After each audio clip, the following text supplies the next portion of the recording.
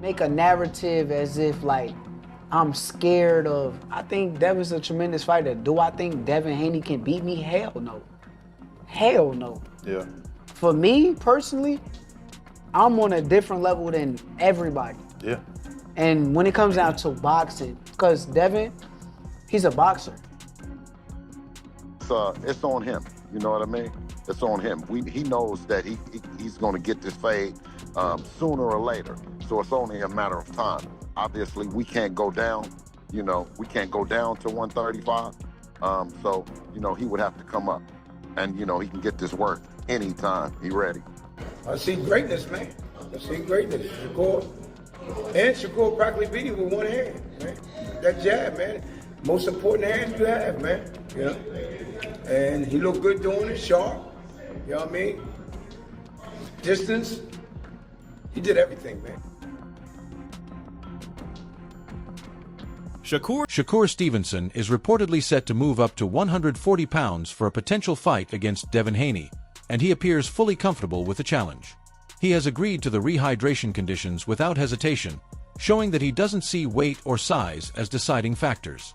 Stevenson is confident that his sharp skills, defense, and overall ring IQ give him the edge, and he believes his boxing ability is superior to any opponent he steps in front of, even at a higher weight class. All of these guys, if y'all want me to come to 147, I'm coming in with rehydration qualities. I don't even do that. But why am I going up to these guys' weight classes if I'm not planning on going there? Shakur Stevenson has made it clear that he isn't afraid of Devin Haney and has no issue facing him in the ring. However, he believes there's a chance Haney's team could twist the narrative and claim that Shakur is deliberately avoiding the fight, even if negotiations don't move forward. From Stevenson's side, the message is simple. Fear isn't part of the equation, and any talk of him ducking the matchup would be misleading. Still at 135. You can't, you know, say your name without saying Shakur to your female tank, right? It just is what it is. Is that fight going to ever happen? Would it ever happen against you and Shakur? 100%, yeah. I think so. I think it. You think Shakur will grow into whatever weight you're in? I mean, we're all of us is close to the same size. You know, we're all growing together. We're all like, you know, getting bigger. Well, so, and it's only so many guys, like y'all said. It's only so many guys that we could make big money and people want to see the fights. Which, even though I know that they making new guys, it's guys like Kermel, Abdullah, all these guys want to come up too. So eventually they gonna be there too. But yeah, no, I think that a fight with Shakur is very much possible. We try to make it happen. Devin Haney is fully focused on proving his place at the highest level of the sport, and that means testing himself against elite opponents. A fight with Shakur Stevenson represents exactly the kind of challenge Haney is looking for, as he aims to silence doubts and show that his skills, discipline, and mindset define his true greatness in boxing. Haney.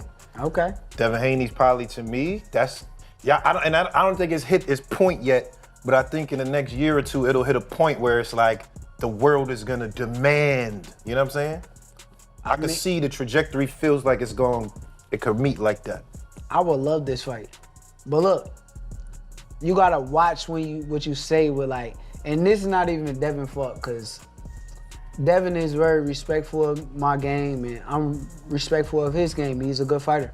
But his fans will clip and twist and turn things into something that is not. So I try to be real careful on what I say. True. This is guy Jay on Twitter. He a big Haney fan. He be always clipping and changing stuff, Jay. Yeah, they gonna make a narrative as if like I'm scared of. I think Devin's a tremendous fighter. Do I think Devin Haney can beat me? Hell no. Tim Bradley believes Shakur Stevenson has the kind of talent that could one day place him even above Terrence Crawford in boxing history.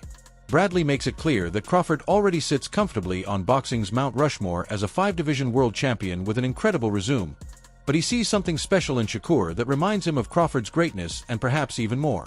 This comparison isn't about matching Crawford's undisputed titles or jumping across multiple weight classes, but about the different opportunities that exist today.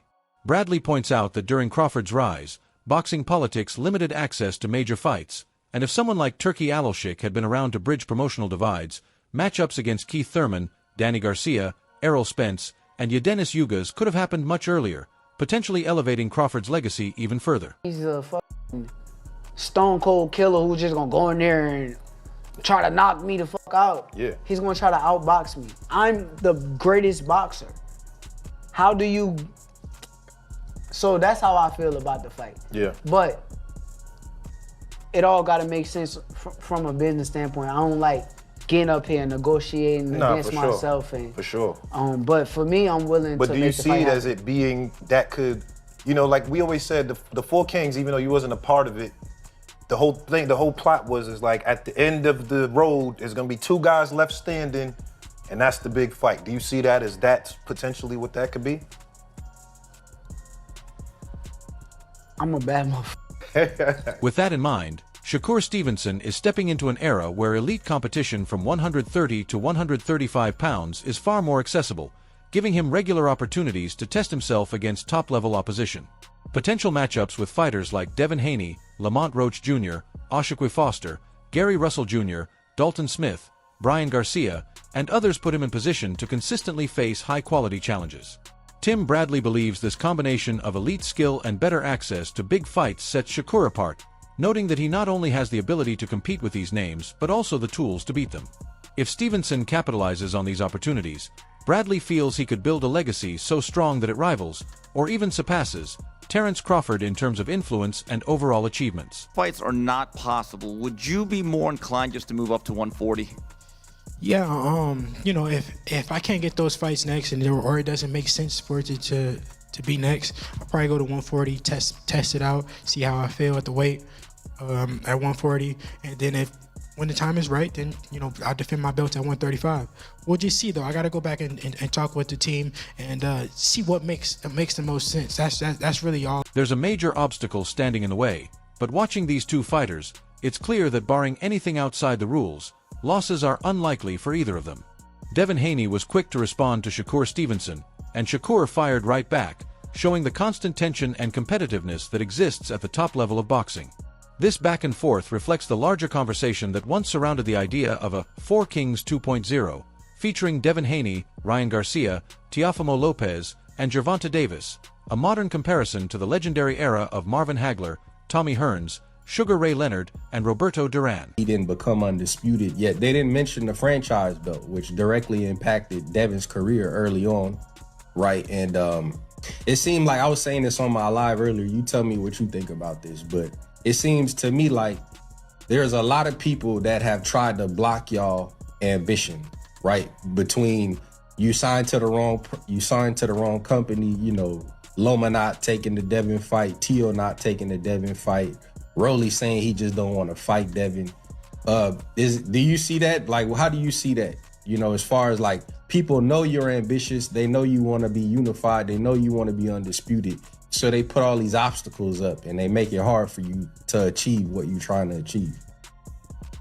Absolutely. I think it's been historic in the way that they've done it. He adds the bout can happen anytime the challenger is ready. So we must keep our composure and our patience and understand that it's part of the process when you're that good. You know what I mean? We can't say it any other way. You know, they're running out of narratives. You know what I'm saying? And, you know, it's what the people want to see.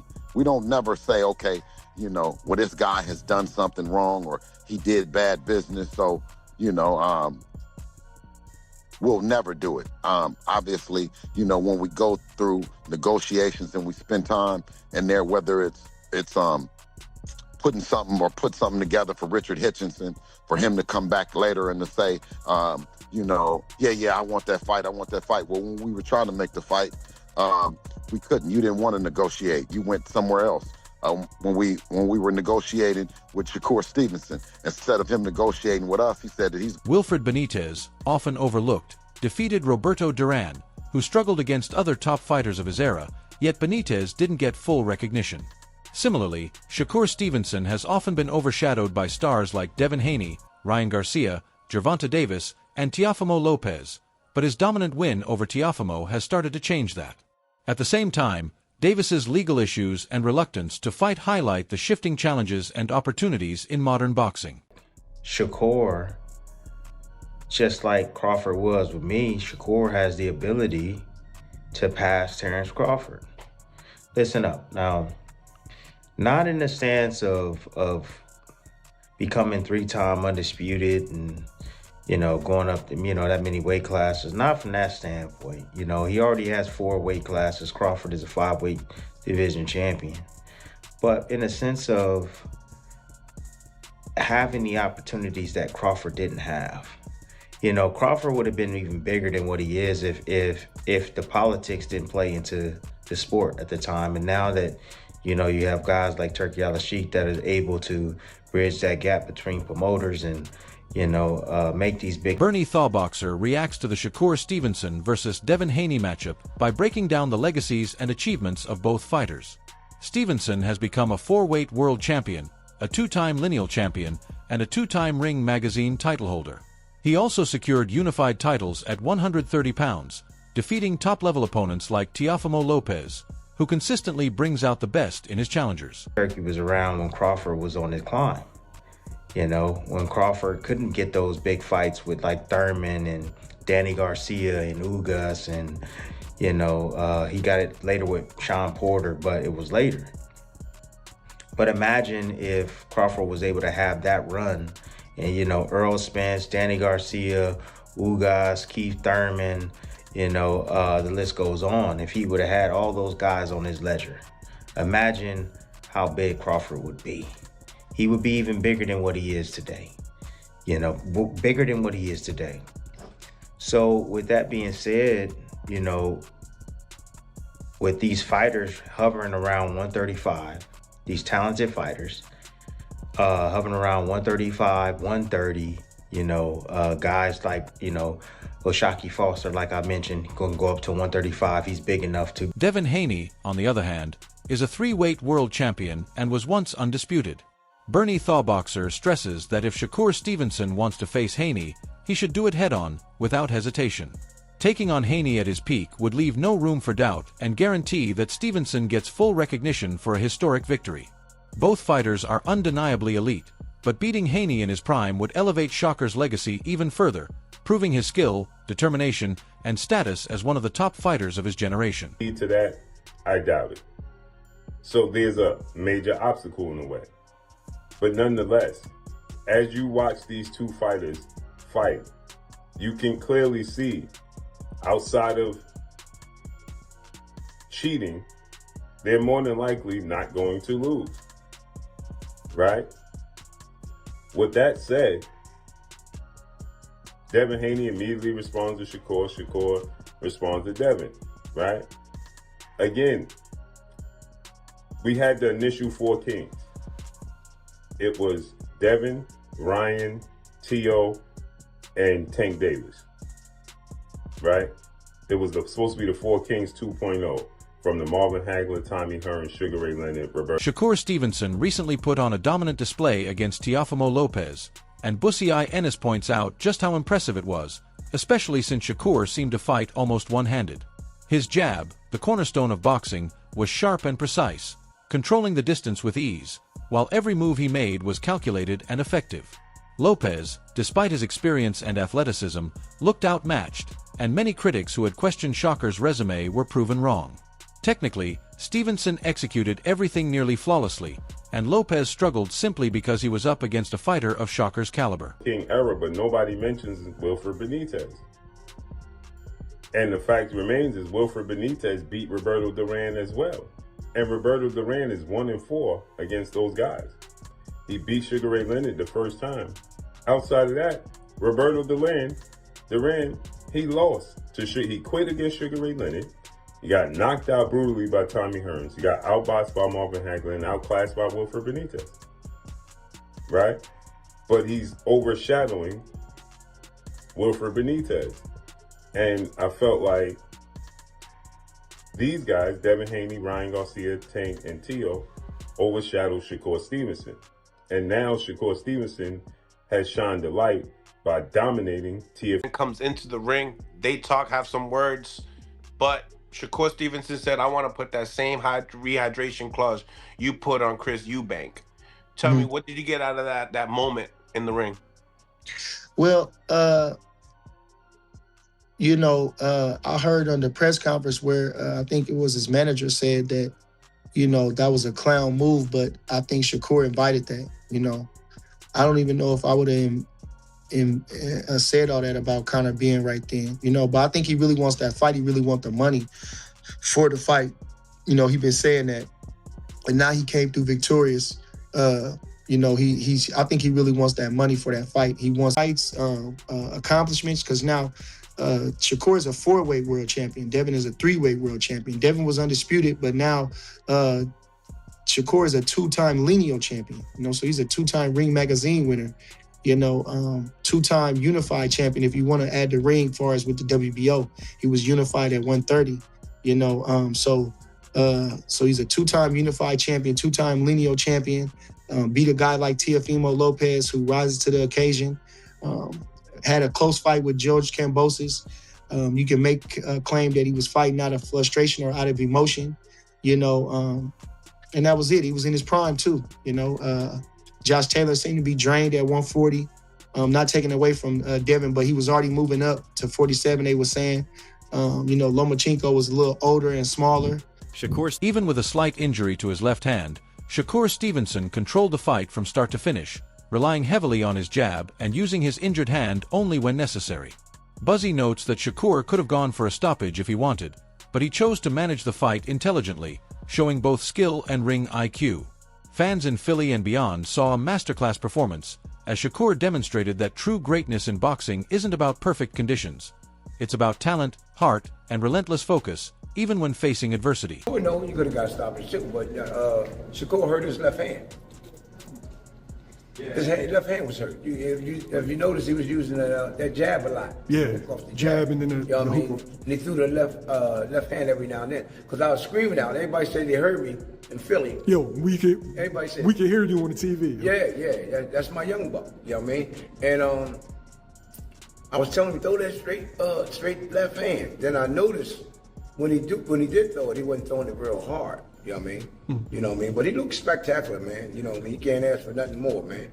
And with me, I don't care about what people say, man. They always going to talk about you and say, oh, he should have did this, should have did that. He did everything that he was supposed to do. The upcoming fight between Shakur Stevenson and Devin Haney has fans buzzing with anticipation, as both bring incredible skill, speed, and determination to the ring. Every exchange promises intensity, with analysts and fans debating who has the edge based on their styles and past performances. Shakur's technical precision will face off against Haney's agility and power, setting the stage for a high-stakes battle where every punch and movement matters. The excitement around this matchup is electric, and it has the potential to be a career-defining fight for both, creating one of the most memorable bouts in modern boxing. The fight that even remotely sparks my interest for Shakur Stevenson is this guy right here, Devin Haney. Look at them, they're the same size. Obviously, Devin's moved up to 147. Shakur demands a catch weight. We'll see if Devin goes for the bait, because I think Shakur Stevenson, there's no doubt about it, he has the skills to compete at 147 to be 5-weight division champion. I feel like that would be crazy. That's it for today's video. Thanks for watching, and make sure to stay tuned for more updates. We'll catch you in the next one.